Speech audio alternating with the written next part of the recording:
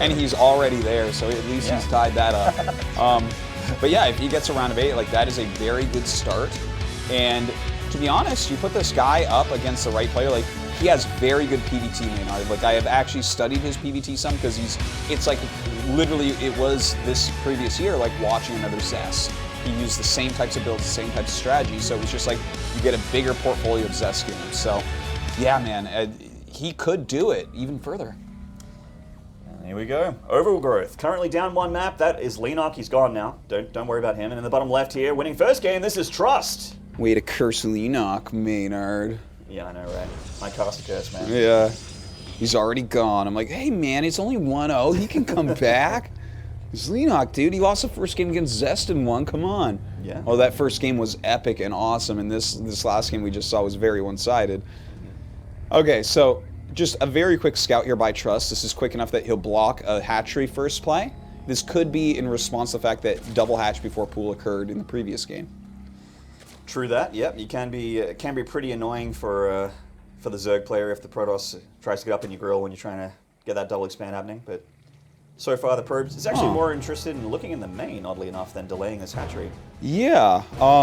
You know what? I think what he just did there was he delayed exactly how long he knew it would take for Leenock to throw down the spawning pool. So he's already kind of achieved what he was looking for and got a Nexus first off of it. That was... Damn, Trust is in really good shape, man. Damn, Dan. Yeah. Yeah, he's looking real good, but we see another probe coming up here. Oh, it's the same probe, sorry, coming up here for a look. Does see the hatchery go down. He's dropped his Nexus before the hatchery, actually. And does see that the gas pool has been taken, so he knows exactly what he's up against. Yeah, everything going as Trust actually wants it at the moment. Double gas on the way. Going to take a little bit to get into the tech. But looking good so far. And, I mean, it's not a bad map for this matchup anyways for Protoss. I wouldn't say that... I don't want to say it's favored because Zerg can get so many bases and they have, you know, the kind of that high ground to defend from. But I don't think it's, like, really Zerg favored.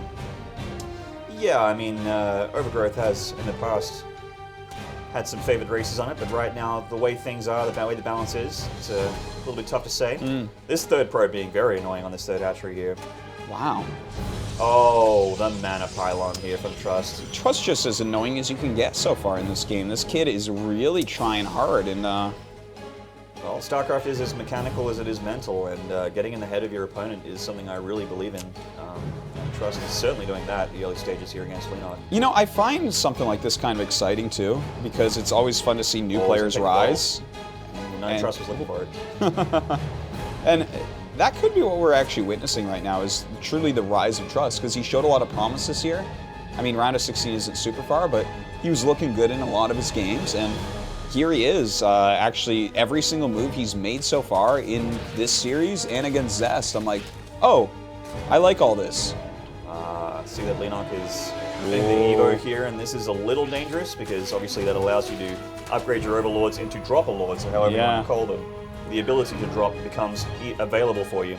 And also, I mean, it's handy anyway, because a lot of Zergs want to go that +1 lane in ZvP. But that said, oh, there's that +1.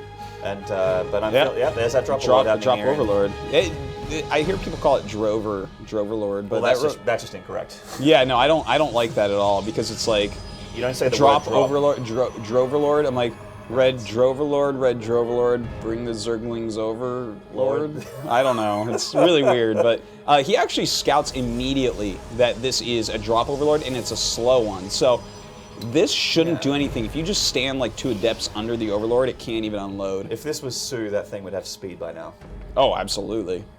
If this was like, just quite like dark. Two Lings like, let us in. No, okay. If this was dark, then he would have gotten speed before his hatch and like had speed Overlords, dropping Banelings, and but we'll see that a little bit later. Oracle on the way as well as Glaives. Okay, I kind of expected a Phoenix considering there's Dropper Lords happening here, but yeah, Oracle can certainly get the job done. And Leenock kind of retreating that very slow Dropper Lord with his tail between its legs, is that the Adept was waiting. He's completely scouted. Huh. It's interesting that he's going for Glaives and Oracle at the exact same time. Yeah. Not something that I'm really used to seeing here. But flying up, there are some Spores and Queens out here, kind of pushing this back. I don't think he's going to find too much damage with it. With the Queen and the Spore, you just really, I mean, it seems like Oracles always get some damage done, but they are an investment, and if they're not killing 3 or 4 drones, then they're not really getting their job done. Yeah, and the saddest thing is when you go in and you get like 2.5 drones and it dies, and you're like, you know what, instead of getting 2.5 drones, I wish I could take that back and just tag things for the rest of the game, you know? Yeah. Well, the Adept isn't in position this time, and that's 6 lanes here. Wow, that's a lot of patience. He's like, okay, let's try this again. But it looks like it should pay off as we see the move out here of these Adepts. Yeah, Blade's really about to finish. Here.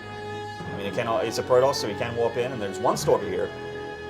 A lot of Roaches on the way to help defend against those. Stalker finds it, so at least that buys him some time before his probes get attacked. Unfortunately, we don't see any warp-ins or anything. In fact, that pylon is not in range of the Nexus, so he can't even really warp in there very well. Yeah, actually, good point. So he has to walk in and the Stalkers from the natural here with the Mothership Core to take out these lanes. He does. Only getting two probe kills there, not really worth. Leenock with a non-saturated third, doesn't have that many drones. I mean, he has nearly 40, but at this point in the game, that's not that many.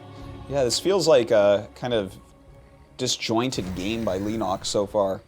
We don't really see him doing anything super cool or fantastic. Like, he's gone for a drop, it hasn't really worked. He's made a bunch of Roaches. We'll see what this does. I'm not expecting a ton out of it. It's a reasonably scary army if it had Ravages, which 2 of them are on the way. It's coming into the natural here. That's a lot of Adepts and Sentries, and the force fields are good. He can certainly decimate this army if the control is good, that is. The Ravages coming to join the party, though, they're a little bit difficult to deal with this army. Mothership Core coming to join in as well. Ooh. And in fact, with that Oracle coming back, he's going to be able to clean this up very quickly. The Ling's still flooding in, but enough Adepts alive to keep these Sentries around for a little bit longer. The Stalkers actually get surrounded by Lings on the left-hand side, so that's actually a very nice move by Leenock, but he will end up losing everything. Yeah, trading that entire army there for, I guess, a bunch of unit kills of Trust. He did kill some high gas units there, I think a Sentry kill, and a couple Stalkers, but I mean, and the Adepts, of course, but Trust is, as it stands, not taking any critical damage from Leenock just yet. Sending in some more Lings here, possibly for trying a run-by, but Trust already warping in a Zealot. The wall, ooh, nearly walked out of position there. One little guy sneaks in, but a nice warp-in circle behind, so he will be able to force that all back. But look, like, the droning is so late by Leenock, I think, is the real problem. Some of the trades unit-wise aren't completely terrible, but when you traded building drones to make those units, and then they only trade that well, that's rough. Yeah, 2 Adepts there, only 1 volley needed if they both shoot a drone, but a couple shots to kill them, and they do get 3 drone kills, so stuff getting a little bit awkward here for Leenock, who's trying to drone up heavily here, 7 more on the way, getting +2 for his Zerglings, so they're going to become pretty strong. And the Baneling Nest finally getting dropped down as well. Yeah, in fact, this is a really cool way where Leenock can come and fight back really hard, because there was only 1 drop, it didn't really do a whole lot. That might not be the first thing on Trust's mind, but +2 Banelings, 1-shot probes. Yeah. So if he gets just 1 good drop off, that's amazing. He gets a couple, he could kill the entire economy of Trust in a couple seconds. I feel like if he wants to use his multitask, which is clearly quite good, we saw it on Daybreak, if he wants to use his multitask and gets a bunch of Drop-a-Lord play happening, maybe play a little bit like Dark, go for run-bys, go for drops and that sort of thing with Banelings, I think that he could absolutely get something done with those +2 Banelings, for sure. And that might be the plan here for Leenock as he makes 5 more Overlords, a bunch more Lings. And you know what, that Baneling speed is on the way, and just overall, I like this composition against what he's up against right now. It's like more of a Stalker-based army. We do see, though, that he's actually going up towards what I think is going to be Colossus tech. I think he'll go Colossus. He could go Disruptor. Disruptor goes very well with Blink Stalker, so either one, but Disruptor's a little bit harder to use against Ling Bane, of course. Yeah, that's true. I think with Blink, I feel Disruptor, but you could be right, Artosis. You are the Protoss player. Yeah, well, that just means I'm dumb, man. But, like, we'll see what he ends up making out of it. It's just, you know, when Lings and Banes are all over the place, sometimes Disruptor shots are a little bit lackluster and a little bit frantic.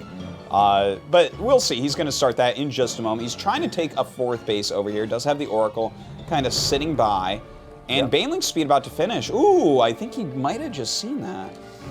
Could be just on the edge of the fog of war there. There's the double Disruptor coming out of these Robos here, and he is going up, Leenock is going up into Hive and Spire. So we're going to be seeing some very, very late game Zerg units coming out of that Spire as well. Expecting all sorts of goodness. Yeah, really. That's a ton of lanes here. Leenock is doing a good job getting right back into this game. It felt like he was maybe in a little bit of a rough position before, but at this point, I look at the tech options he's going for and everything, and if he doesn't die really soon or take some damage really soon, he's going to have everything he needs to deal with this army. Absolutely. The Twilight Council going down, sorry, the Templar Archives going down now for that Archon play and Storm, which is fantastic in this matchup. Disruptors being spotted there by Leenock as well in part of the wall. Nice big stasis mine going up there. Yeah, kind of annoying for him to have to deal with. Still a good group of Ling Bane over to the side. In fact, with these surrounding, this might be the time to move in that Ling Bane on the right-hand side, seeing where all those stalkers are. Yeah, that very could true. be a moment where maybe he can even cancel or kill off the bottom right fourth base.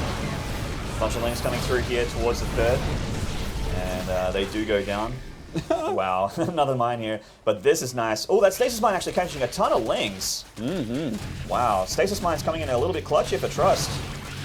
All right, Blinks for... Oh! Massive run by here by Leenock. No stasis mines this time. Splitting them up, and the probe lines of Trust are about to evaporate. They really are, and another huge amount of Zerglings going to pop out of that stasis ward. Oh my god, he's killing off the Templar Archives. That's so big. Templar Archives goes down. It gets a couple Archons just in time, but they're going to be it for now. And that Forge is in trouble as well with the all-important +2 upgrade. Oh my god, you're right. He's going to get that Forge. So much damage from Leenock, even before Adrenal Glands are done. The Oracle going to help to clean a lot of this up, but this was a fantastic run by. It did so much damage. God, there you go. One mistake in PvZ and it just all goes terribly for you. 50 more Lings on the way and Adrenal halfway done here with the Great Aspire as well. Leenock taking this game by the horns, man. He is large and in charge. Yeah, he really is. This is just fantastic play as we get later into the game, and soon he is going to be into Broodlord tech.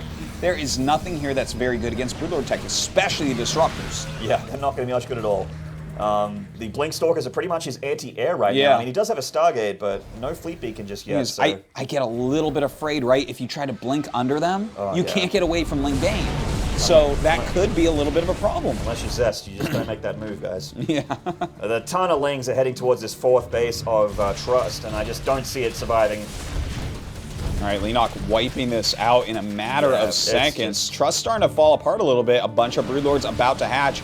Leenock going to just very smartly give up this fourth base.